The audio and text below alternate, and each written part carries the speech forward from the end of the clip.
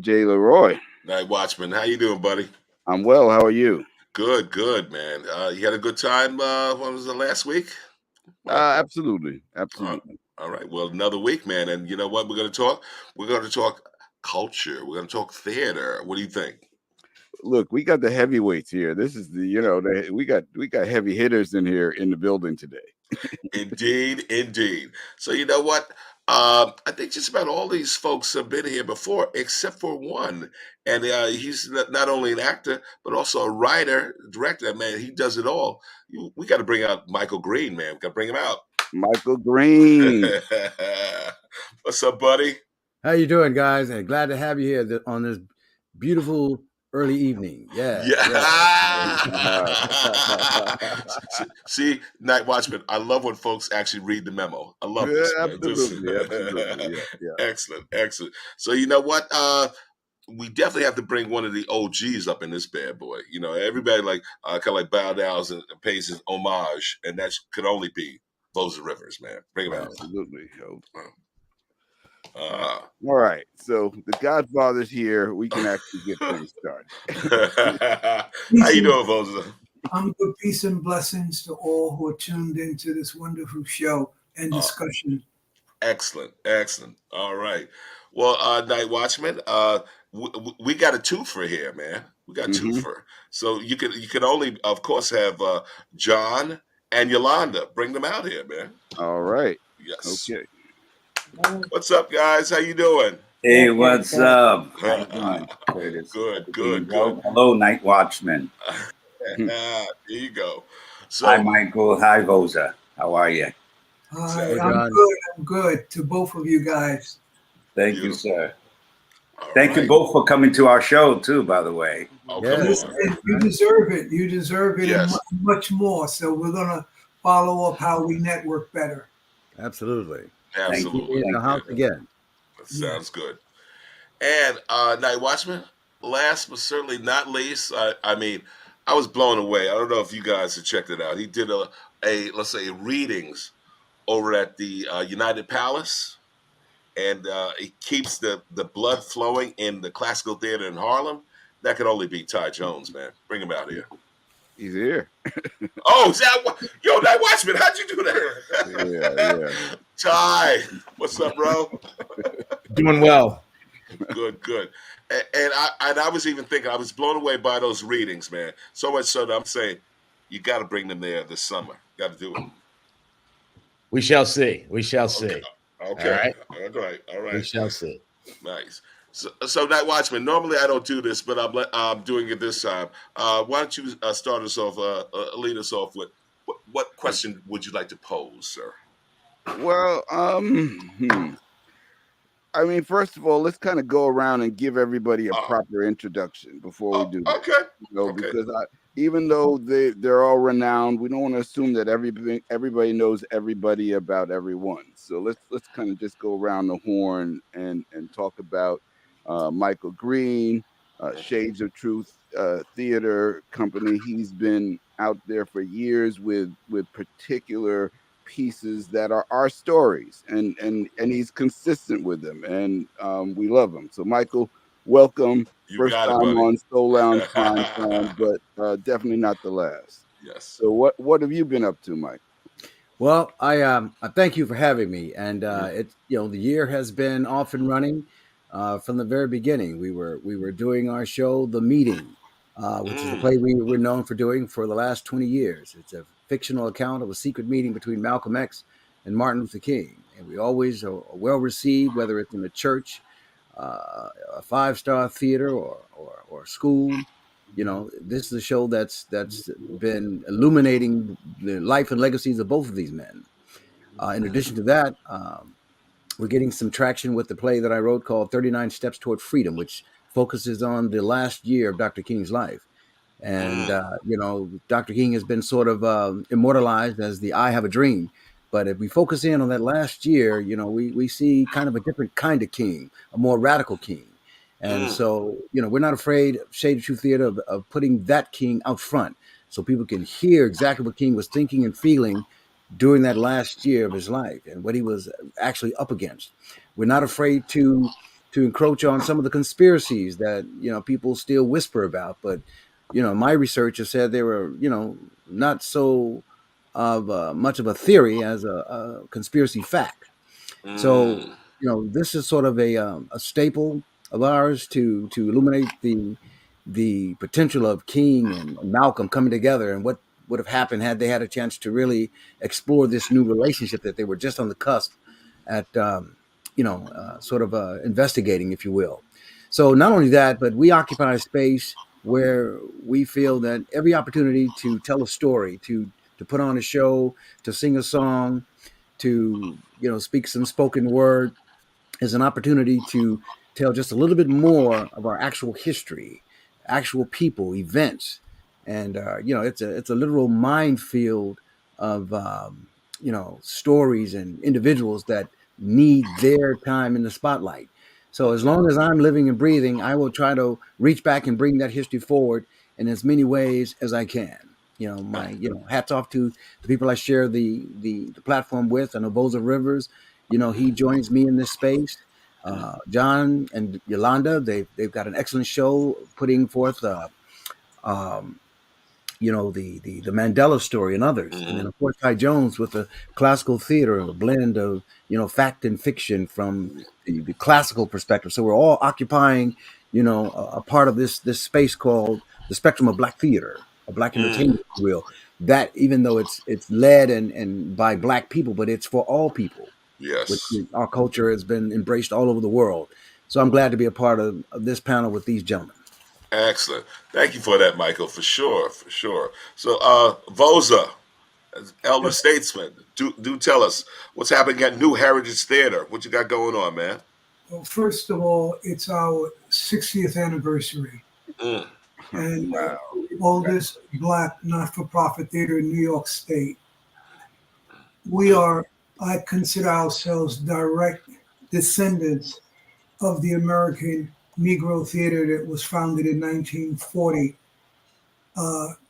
And I say that because the founder of New Heritage, along with Ossie Davis, Ruby Dee, Sidney Poitier, Harry Belafonte, Ruby Dee, and a host of others, came out of that tradition of bringing good community theater to Harlem. And they did it out of the basement of, now we call it the Schomburg Theater. The Schomburg Library. So for us, it's an opportunity to go beyond just being a quality theater, but to do, like Michael stated, historic work. Since we've last spoken, I've lost so many of my artists. The latest is Mbonganian Gamer, who introduced me to South African theater. Yes. And through that relationship, New Heritage, in our small 150-seat theater, at that time we were on Malcolm X Boulevard at 125th Street, we presented plays that came to us from South Africa that went to Broadway. Cinemali was the first play that we did. It was the second South African play, but the first play that we did, where Harry Belafonte came to see the play, along with Paul Simon and Quincy Jones and Miriam Makeba, and they took it to Broadway a year after we premiered it. The second play everyone knows about, because it did 2 years on Broadway, was Sarafina. So, yep. So Sarafina, also written by the same playwright, was not only a hit throughout the United States, but also throughout the African diaspora. And in fact, we did a documentary and a feature film from that one play that still is resonating today. The person who did all of that work, who I joined with, his name was Mbonganian Gamer, and he was 68 years old. Wow. On December 25th, he and I sat down to talk about our 40-year journey and what 2024 would look like for us. 2 days later, on December 27th, he was in a car accident that killed him. And Wow. as a result of that tragedy, it was another one of my iconic partnerships I've had where I have lost the partners. Mr. Katsabe from Japan, all the work that I did in Japan. Laney Cook with the New Heritage Films, and what I did with Clarence Jones, who was Martin Luther King's speechwriter and also his attorney. All of these people surrounded me and guided me and shared with me and motivated me to keep this tradition alive. I'm now 81 years old, so I God understand. bless.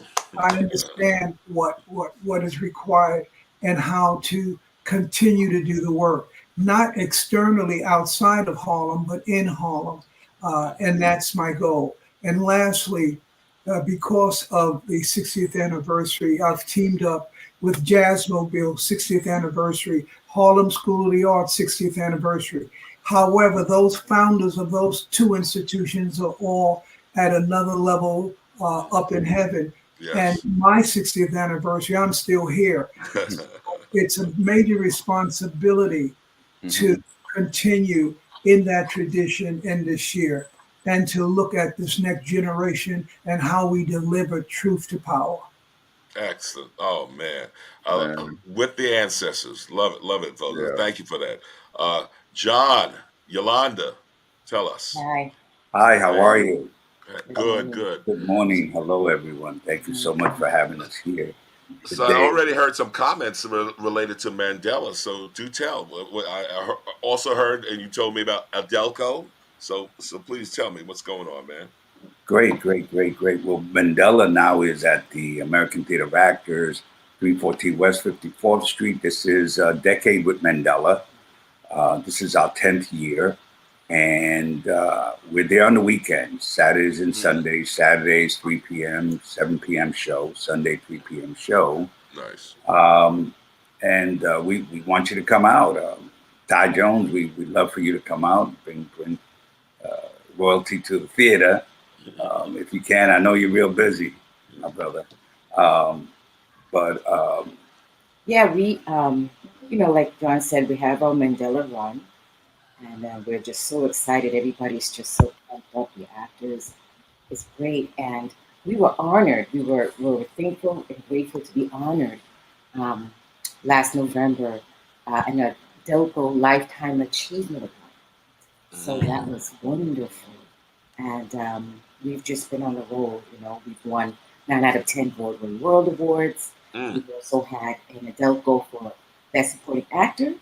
And I mean, there's no doubt you see this man act, he's off the chain. James Garrett, Yeah, yes, he's really off the chain. He does an outstanding job. They all do. They all do. So for any of you guys who haven't seen it, please come. We're not just saying it. Everybody thinks their work is great, and which is fine. And because it is great, it was created. But we would like to share our work with you and give you the experience of Mandela. Yeah. And we do a lot of other performances. We have Black America's Pathways to Freedom, which is a musical where you get Dr. King, played by Thaddeus Burkett, who was part of the Wu-Tang Clan, the rappers. He does the common rap at the end of the show, performed. You might have seen it heard it in the movie Selma. We also have the Rapid Fireman and Safety Friends, which Voza, who gave me, my first break over there doing performances for kids 40 years ago. This is our 40th year, which is great. Wow. And then we just did a musical called Scrooge, and we have 64 kids in our conservatory, our theatrical conservatory, and these children are incredible. They come there to perform. They ain't running around going crazy. No. They're multi-talented. They come there to perform. It was incredible. Cheryl Wills actually did a segment on our work there. We also have a senior acting class over at Stanley Isaacs on 94th Street, and every year we perform a tremendous play with the senior actors who are bringing their real life experience to the stage. It is incredible to see elderly actors who you think that have graced the Broadway stage. They're incredible with the ease that they perform. So this year, as we have been doing now for almost 40 years actually now, we've been educating children in schools, and they can see us at Brooklyn College, Riverbank State Park, American Theater of Actors. We're presently talking with a couple of producers in South Africa to make a visit out there in November. And strangely enough, they rather us bring Black America's Pathways to Freedom rather than Mandela. Yeah, we were surprised to learn that South Africans are not as enamored of Mandela. They don't see him as the hero. I think we see him more as a hero over here than they do. There's still a lot of disappointment and frustration that there's still a whole lot of Black South Africans living in poverty and haven't realized a lot of the the promises that they believe will come through for them. So they don't have the appetite for Mandela that we thought that they would. So, which is interesting because we as African Americans, we've had our struggles, but we still love our Malcolm X. Yes. We still love Martin Luther King. Things are still hard here for us, but we still love our leaders, right? Yeah. But it's different there. So it's just we have to go with the flow and respect the spirit of the people. So we'll be bringing Black America's Pathways to Freedom to South Africa in November, and it's an excellent show. It's a musical, incredible. Yeah, it is. You got to see it. Okay. Nice. Well, you know what, and Michael, I'm definitely going to be coming to you in a sec because certainly we do know that a lot of our leaders here, while they were alive, were vilified. No doubt about it. Yeah, that's true. Only after they've transitioned do true. we put another lens on them and realize what they were doing was courageous at best. But before I get to you, Ty, like I said, I loved absolutely those readings at the United Palace. Incredible, man. And also, you had some interesting news as it relates to Shakespeare in the Park and why you will be the only game. So tell us. So yeah, I want to thank you all for having me, Curtis and NightWatchman, creating this platform. Voza, thank you for what you do with Harlem Arts Alliance. Michael, I've seen your work. I'm going to be seeing it again. And John, Yolanda, I will come and see your work. I give you my word on that. Thank you. So for those who may not know, I'm the producing artistic director of the Classical Theater of Harlem. Our mission is pretty simple: maintain a professional theater company dedicated to returning classics to the stages of Harlem, and to create a new and young and culturally diverse audience for the classics, and also to heighten the awareness of theater and great art in Harlem.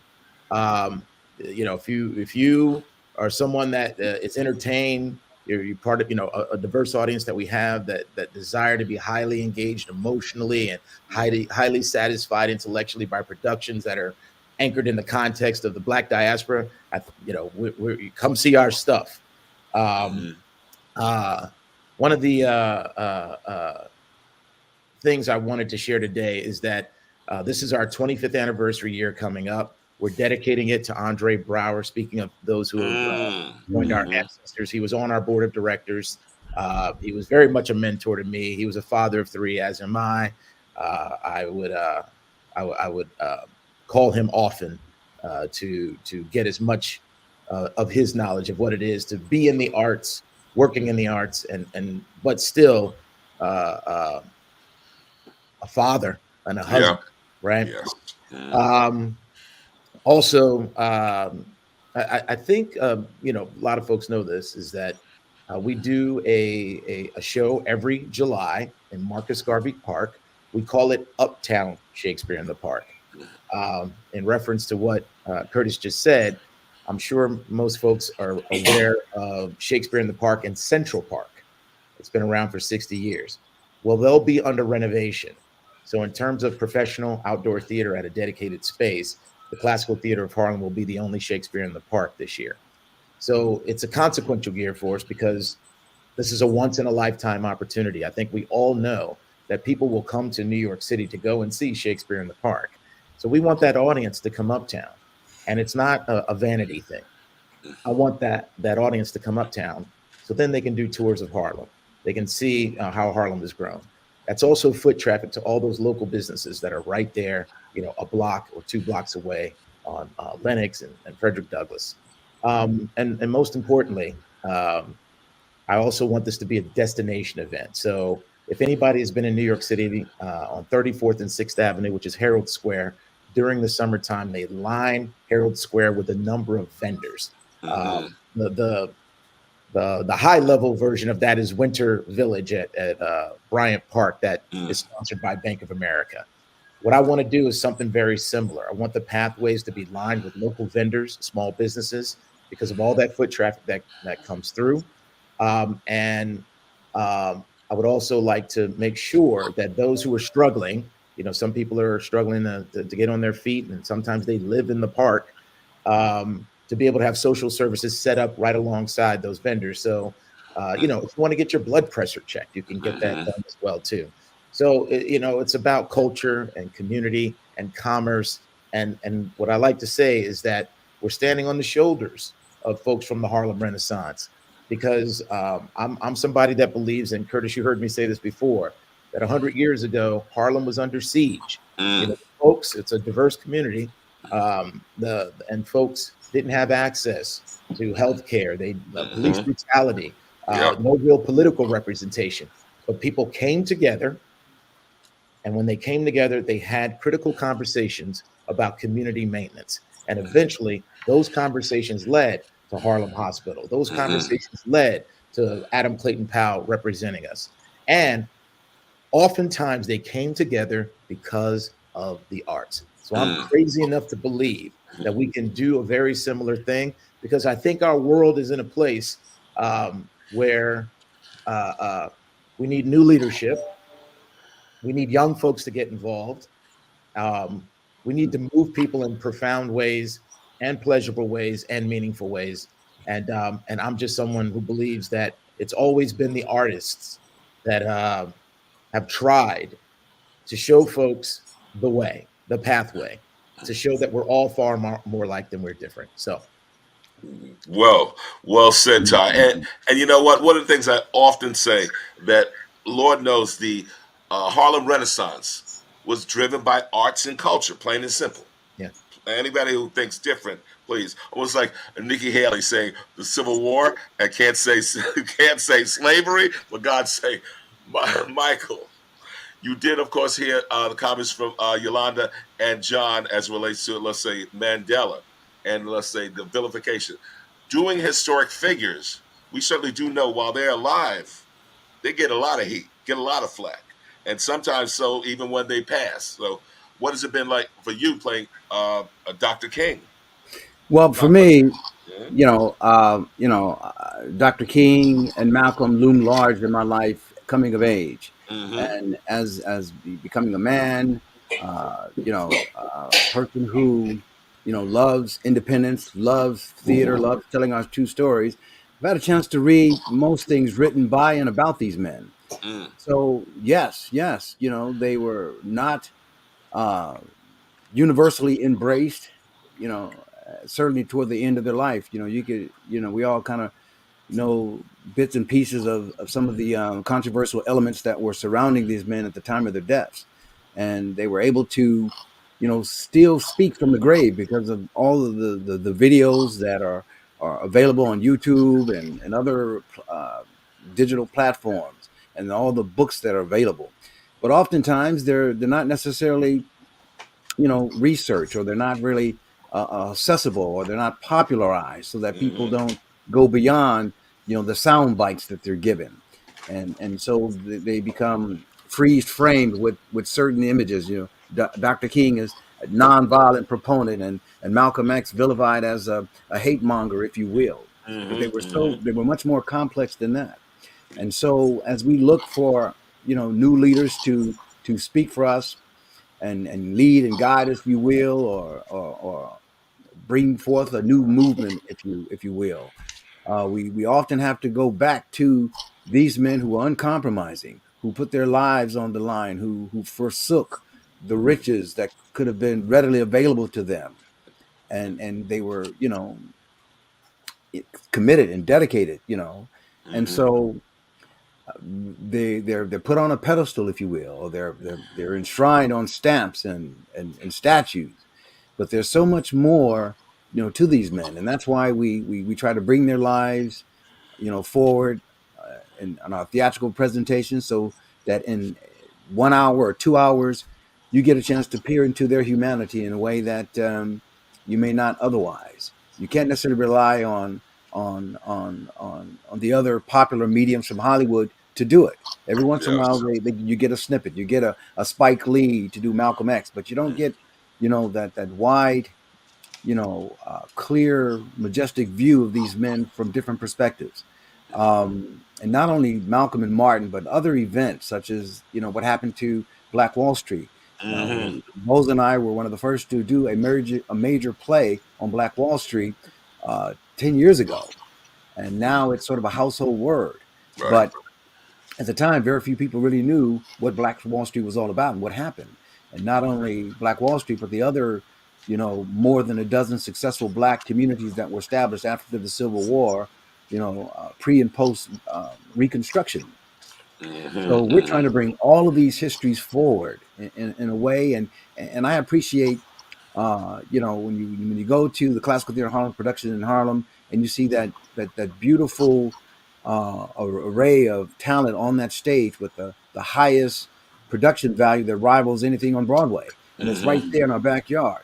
I would also like to be able to funnel similar type resources to elevate some of the other stories. The Black Wall Street. What if we were able to recreate Black Wall Street in a way that rivals the imagination? Because whenever you see a soundbite in movies, they always focus on how it was destroyed. But that Yes. community Yes. built from the ground in less than 20 years should not be defined by the people that destroyed it Mm-hmm. you know so we're Yes. trying to bring these stories from a sense of empowerment, of what we can and what we have done. When I say, we built the pyramids, and yet what have we built since? Now that's kind of a interesting thing to say. What have we really built since the pyramids? But yet there have been things that we have built and were destroyed, and those histories need to be brought forward. And that's what I appreciate. Voza being a staunch supporter of Shade True Theater, so that we can bring these stories with the resources, with the production value, and get it out there. Now we're going to make history because we're bringing the meeting to Denny Farrell Riverbank State Park, and we have Ah. an opportunity to showcase Malcolm and Martin in this historic play and reach hundreds of young people, because you got a capacity of a 700 seating capacity in that space. So I Yes. welcome everybody to take advantage of the fact that our sponsors have made this performance free and available and open to the public. February 24th at 5 p.m. The place to be is Riverbank State Park. That's Denny Farrell, Riverbank State Park. We'll see you there. And I'm making the assumption, Michael, that the Robert Smith Performing Arts Center, huh? Yes. All Absolutely. right. I'm glad you backed me up on that. That's a mouthful. We got to get used to saying that. So we got to double up on that. Thank you so much for that. I appreciate that. Absolutely, absolutely. Absolutely. Man, and Moses, so you hear now you've been telling stories about a movement, the movement, let's say, in South Africa and what was happening. Not so much, let's say, noting the historical figures, but that movement. And has that been challenging in terms of actually getting that story out about what our people were suffering through and continue to suffer on some level there in South Africa?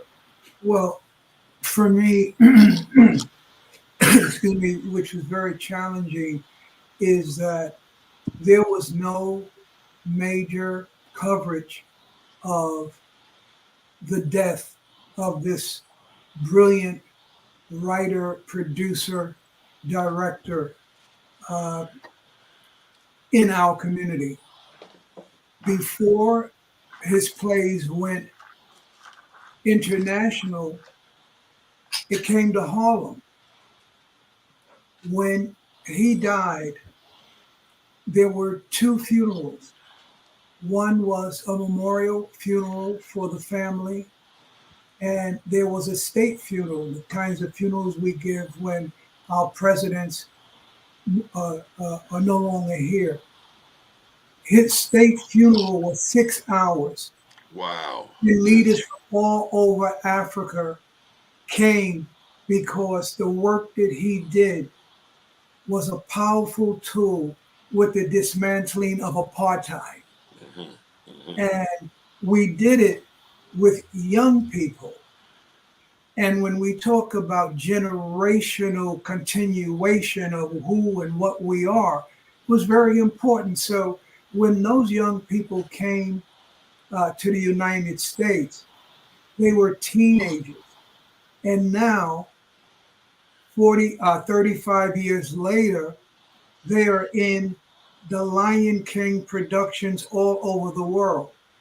So when Mongani died, there were over 19 million impressions around South Africa and throughout Africa that this great man had died. And because everyone is looking at me and says, well, Voza, what are you going to do in Harlem? We haven't acknowledged that those young people came to Harlem before they went to Broadway. And we came to City College. Hmm. We brought the entire cast to City College before we opened on Broadway. And that was very, very important. So, for history's sake, um, I'm working with City College. Hmm. I'm working with the Robert Smith Cultural Center. And I'm also working with the Apollo Theater. Hmm. And we will be, as I say, stay tuned. We are putting together a series of events and activities that will happen uh, during the summer to celebrate that kind of history and the significance of that history. And those young people who are now in their late 30s and early 40s, who were teenagers back then, will be a part of it to tell the journey so that our young people in our community now, like Ty said, you know, how the outreach that he's doing, like John mentioned with those students, I want them to hear firsthand stories from kids from another country who are now working in our country and beyond, having that exposure and experience, and what the future could be like. So that's what I'm working on now. Excellent. Thank you for that, Voza. Night Watchman, you had something to say? I'm just listening. Come on, listen. Voza is a regular guest. I'm pleased to say that we're able to get him on our show, but Yeah. make no mistake that every time Voza talks, I'm sitting here listening because we're learning. No, don't put the spotlight on me. Keep it on the Okay. group here. Yes. Keep it on the group. Okay, so you Okay. know what we're doing. Okay, so there's so I want to talk about critical race theory, how it's been weaponized and used as a broad brush to try to attack all Black history. And I want to talk about the antidote, which I also call CRT, which is critical race theater, which is what everybody here on this panel have been practicing. Voza gave us a blueprint.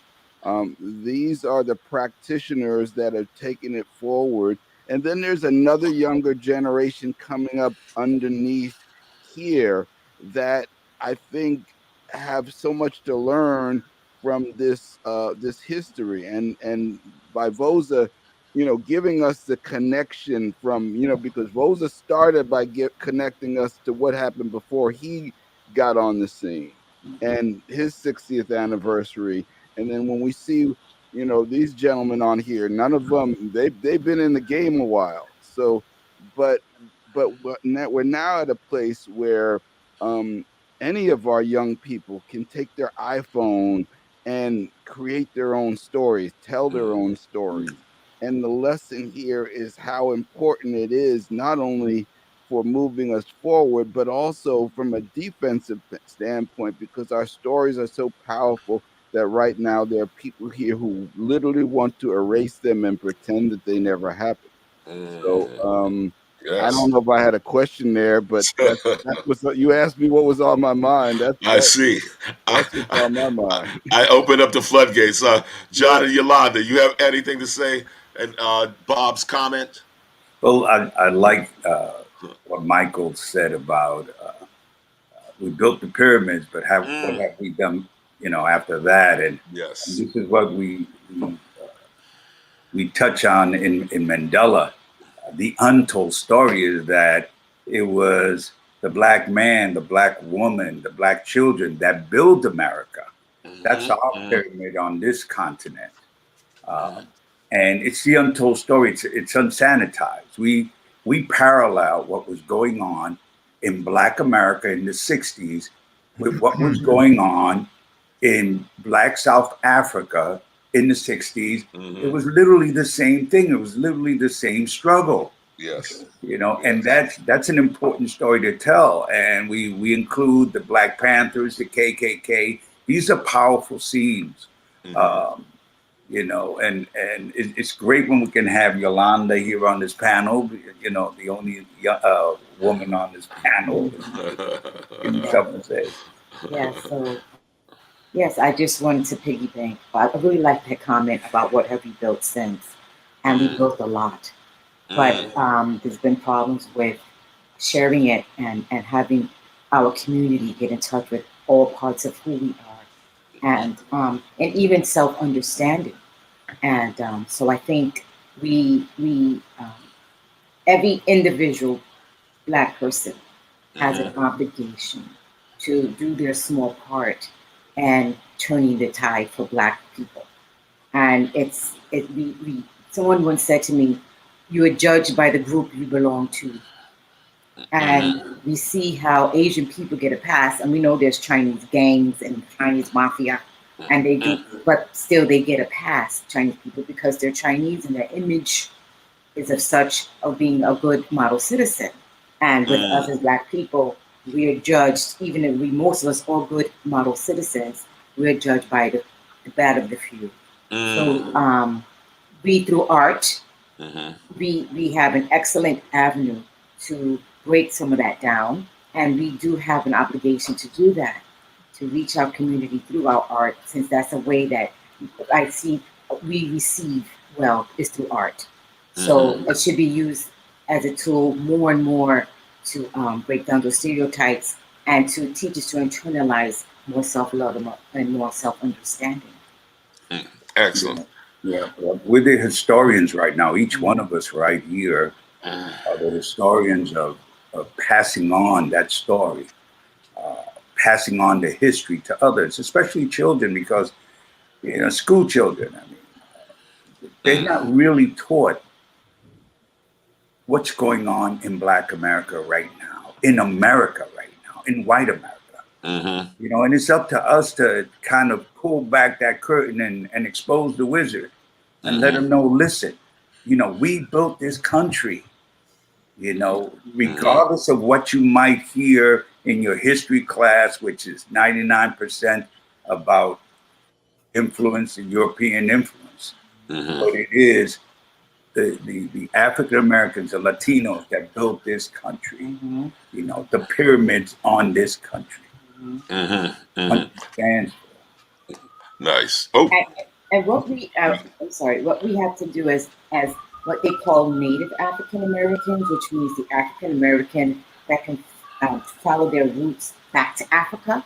yes. In this country, in America, that we have missed the opportunities to let all Black people around the world understand who we are and our contributions, because there's a misunderstanding that we're lazy or saggy pants, hanging in the projects types of people.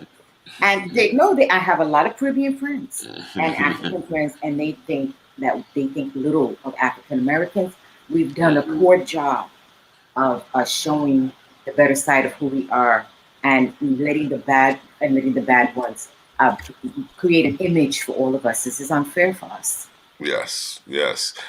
That's so true. And I saw you, Ty. Go ahead. Go ahead. All right.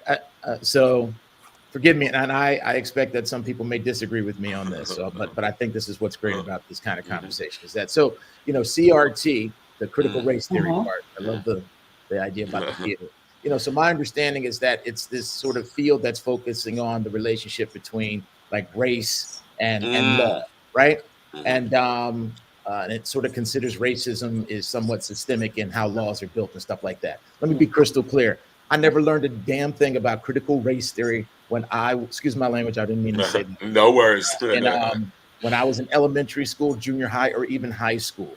Most of the folks who talk about critical race theory that I know of, they talked about it in law school and stuff like that. So I don't think we've been given an okie doke about this, all right? That somehow it's being implemented in our schools and stuff like that. And it never was, but never you're right. was. And then I did want to ask Michael one thing. So when you were talking about Martin Luther King earlier, you were saying, which I actually love, that your show focuses more on the latter part of his life and the more radical things that he espoused. I just want to know from your perspective, why do you use the term radical? Because I think those latter part of his lives was common sense. That's you get what I'm saying? And maybe radical is just a term just to be used, but I think extremist when I hear that, but something tells me you and I see this the same way. But I'm curious if you have a thought about that. Well, when you say radical, you can talk about its relationship to something being extreme. Right. But if this country had applied extreme integration, extreme love, extreme nonviolence, anything in a positive extreme is good. But it takes a certain kind of radicalism because you're going against the norm. Because most people say, look, don't rock the boat. Sometimes it takes a radical disposition to go against the masses. If the masses support the status quo, it takes a certain degree of radicalism. And radicalism does not have to be an extreme negative. It can be an extreme positive. And Dr. King, even though he said he thought he integrated his people into a burning house. How radical is that? Yeah, wow. But it's radical to say it. But he also said, I am always going to support nonviolence. It is the most, rational and moral way to settle conflicts. That's radical, brother. Appreciate that. Thank you. No, that was beautiful. Beautifully said. And then the other question I had, I'm sorry, go ahead. Oh, okay. Go ahead, about I also have some South African friends, and this goes back to it connects with how Michael was talking about how oftentimes the sort of legacy media looks at King from one perspective, from the I Have a Dream perspective. Yes. And what I've been noticing with my South African friends, and I'd love for John to talk about this as well, is it's not that this is the perspective that I've heard, that the idea of Mandela has also been sort of whitewashed, right? Madiba and all this other stuff. Yeah. But the idea that how those lands were taken from those people, how they were pushed off. I forgot the gentleman's name right now. That's a loud voice over there. I want to say it's Maleba or something like that, but I may be saying his name wrong. But he's like, no, take the land back. And so there's a lot of white South Africans that are like, well, if you're going to take our land, you should at least compensate us for it. Like, no. Yeah. Considering what happened to all those people. So I feel like, the idea of Mandela is being captured in the same way that Martin Luther King had gotten captured by mainstream media here as well. But that those who know, like Michael knows Martin Luther King, those who really know Mandela know that he was out for the liberation for his people. I'm curious what you think about that. John. John and Yolanda. Right. Yes. Well, yes. He was there for the liberation of his people, for the abolishment of the 600 apartheid laws, and it's important that Black leaders have a history of Black leaders after that. And there's something we didn't hear about after Mandela passed on. We didn't hear about any of the other leaders there in South Africa taking the torch and passing it on. And I think that that's something that was needed in conversation with some of the leaders in South African theater there, because we bring in our presentation there. And they felt that there was no one else that took the mantle further. And that's important, because then it's a standstill. Then right. And the truth is, it takes time. I mean, the United States is still doing what it's doing, and there's some of the laws that we put in place that we're rolling back now. So, I mean, we got to give South Africa some time. Be patient. They're gonna, they're trying to build a nation. It's not an easy thing to do. How do you create a social contract coming from apartheid? That's a difficult thing to do. So, I'm all those African countries who are trying to find a way to liberate themselves, to take the resources that they have and share them with the world in a way that they can be compensated so they can build for themselves. It's going to take some time, because I do believe there's so many things that are entrenched against the darker faces of this planet that to undo that is going to take time. And the truth is, violence is a part of that. That's just the truth of it. Violence is a part of that.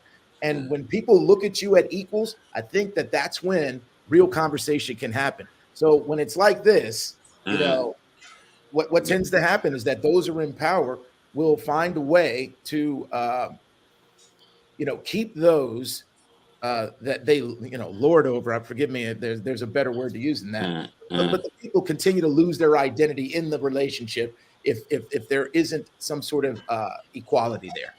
And and I think that's going to be, ugly. We're going to twist ourselves in knots and trying to undo the knots, and it may start other things. And I just think we got to have patience with Africa and these African countries. They'll get it right.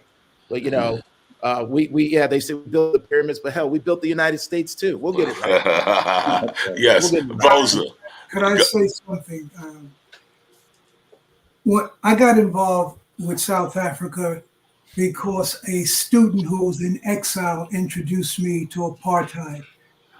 I got a chance to do my first play that was very successful. It won the Obie Awards downtown, and then we brought it up to Harlem. The second play, I was requested to come to South Africa to see the work and where they worked and rehearsed. I went to get a visa so that I could go to South Africa, and I was denied a visa and labeled an undesirable. They did not want me to come to South Africa to spread the words of the artistic movement against apartheid. So I couldn't go to South Africa, and the guys said, Voza, you have to come to South Africa to see the work. We are in rehearsal, and we want to come to Harlem.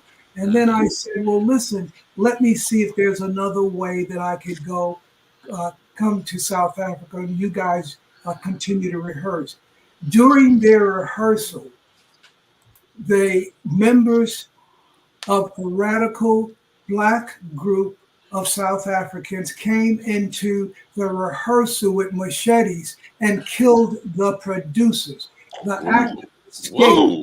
The actors escaped from the church that they were rehearsing in, and I knew then that I had to find a way to bring them out of South Africa for their own safety.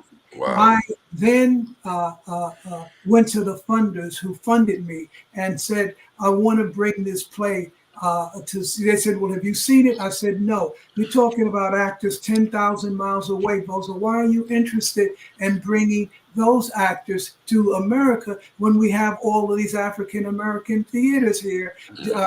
And I said, simply put, that those South African or African actors are as important to our culture as we are here in this country, and we need to share the stories. I share that with you because it wasn't easy. That same person who introduced me to South Africa came here in exile because he was a mentee of Stephen Biko, and Stephen Mm. was Okay. murdered, and Hugh Masekela and Miriam took this young man and brought him to the United States, and I was introduced to him. So there's a whole host of things about South Africa. When I went to South Africa, you would have thought that I was on the same level as Miriam and Hugh Masekela. They Mm-hmm. knew more about what I was trying to do in Harlem, and Mm-hmm. I was amazed. And there were thousands of people that they were introducing me to. I mean, my role with Harry Belafonte in South Africa, all of these things happened because we were communicating and working together to look at our model of how we overcame the discrepancies of what was happening during the civil rights movement, which also mirrored what was happening in South Africa with apartheid. It was a very, very interesting moment for me, but I became a radical person and I was on their list and considered an undesirable. Wow, wow. Uh, and you know what? Um, one of the things that also struck me, Michael, that you said when we talked about, let's say, looking at some of the uh, black communities that existed in the states. We have, of course, Tulsa. We have Rosewood. We have, shoot, we have Liberty City, for God's sake. You know, all of these particular places that existed that were thriving. Black commerce existed, but yet one act, and we just focused on that one act. I want to know what an average day in the life of a place like Tulsa was like for a Black American. I want to know. Somebody needs to tell that story. What was it like in Rosewood before it was destroyed? I mean, I'd like to see somebody talk about those things, man. Wow. And to add to that list, you got Nicodemus, Yeah. Ooh, Kansas. You got yes. Mounds Bayou, Mississippi. Mm, You've got Hayti, Durham, North Carolina, wow. Allensworth, California. And really the list goes on Hmm. of these successful communities that were somehow systematically diminished or Yeah. ultimately destroyed to the degree that some of them were had if they had to start over from scratch, and they were never able to build, you know, to their former glory, if you Yeah. will. Yes. And you can't replace the loss of the lives that were lost. So Hmm. it was never the same. You know, they rebuilt Greenwood, but it was not the same Greenwood. If you break a vase, trust me, there's going to be some missing pieces trying to put it back together. Right. Um, so to tell these stories about the people in the day-to-day nuance of Hmm. living in a community where you've got establishments on both sides of the street. You've got thousands of properties that were built by your own hands. And, Yes. and, and these buildings were built to last. Trust me, they were, some of them were hard to burn. They were hard to burn down. That's how well built they were. They had to bring in bombs to help destroy this town, Hmm. the one in Greenwood. Hmm. So I would love to really, start that train that says, look, we're going to start from Tulsa, but we're not going to just focus on Tulsa. We're going to illuminate all of these black communities, those that were destroyed, those that were drowned and buried Mm. underwater. The fact that, right, Central Park was the home of Seneca Village. All of these Yeah. stories that could provide a wealth of inspiration, and a blueprint, you know, to not Yes. go back and try to live the way it was back then, but to bring it forward. That same type of ingenuity, that same type of spirit of collaboration. Black folks are Hey, hey, denied resource and land access. We Yes. should have skyscrapers and multiplex theaters and venues to showcase our talents. We Yes. dominate, dance and singing and instrument playing. We Mm. occupied that space in a big way, but yet we don't have access to the types of venues where we can put our stuff on display for the whole world to enjoy and for A- our children to be proud of what we've established for them.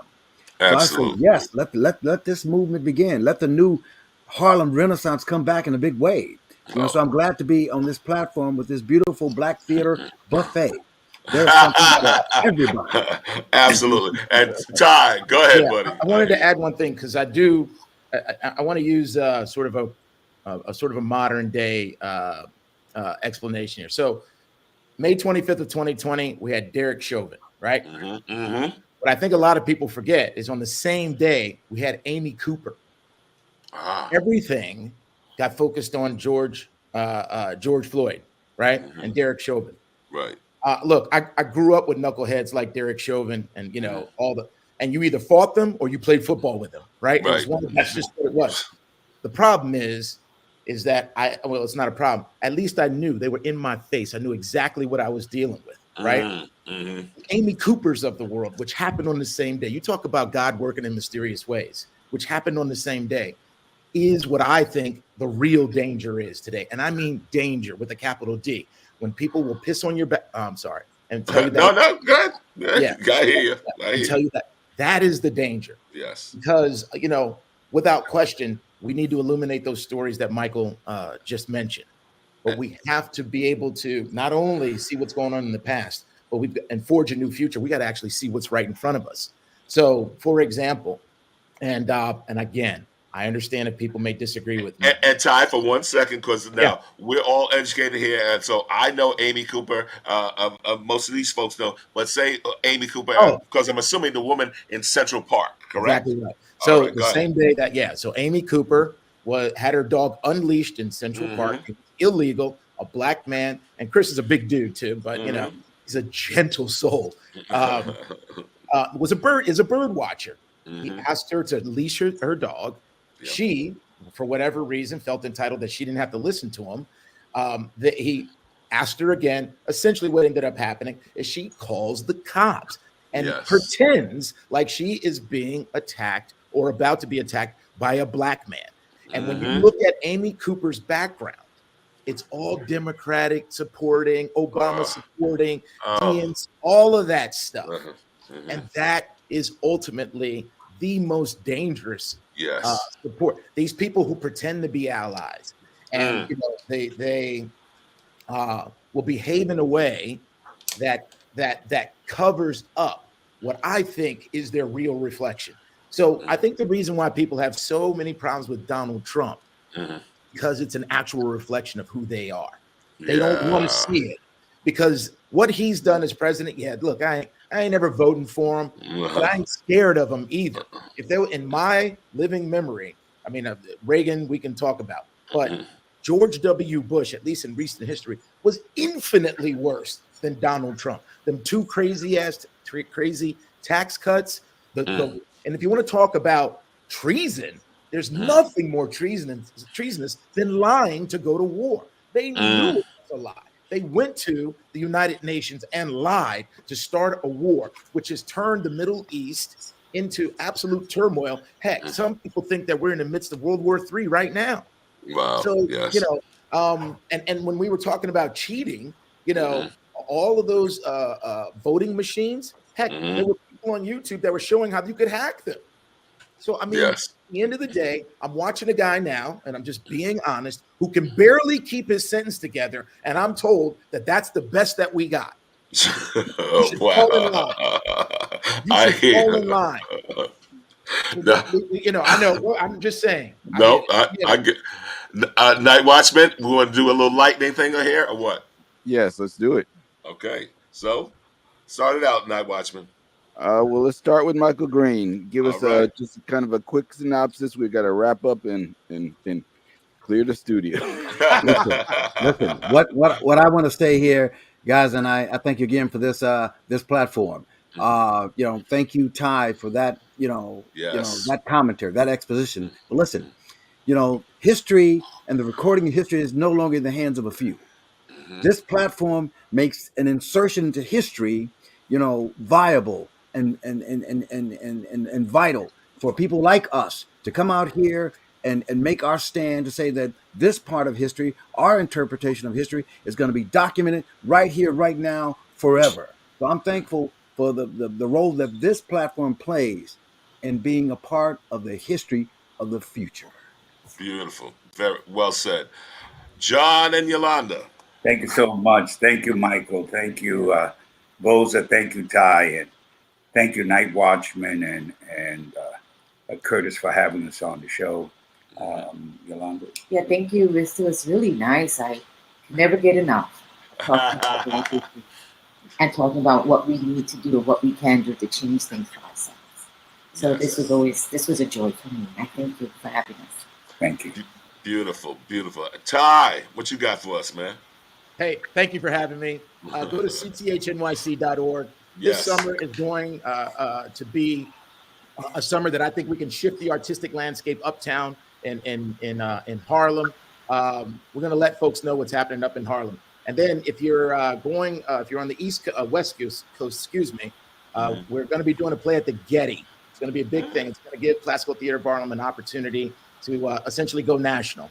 And we're doing a brand new play called Memnon. He existed between the Iliad and the Odyssey. Of course, it's a story of an African king that rarely, as Mike has told, we get omitted and pushed aside. Well, we're going to tell our stories and bring it forth. Thank you. Beautiful. Thank you, Ty. Voza. Peace and blessings to all. Beautiful. Well said, Voza. And that's why, you know what, Night Watchman, that's why I do believe that everyone here will be invited back to the barbecue. Is that correct? Absolutely. Absolutely. This is a great show. Thank you. We're honored and privileged to have you guys on. You've been listening to Soul Lounge Primetime on WHCR 90.3 FM, The Voice of Harlem. Also live streaming on YouTube and Facebook. You can find us on Monday nights, 7 o'clock on the radio, 8 o'clock on your favorite channels. Thanks for listening and come back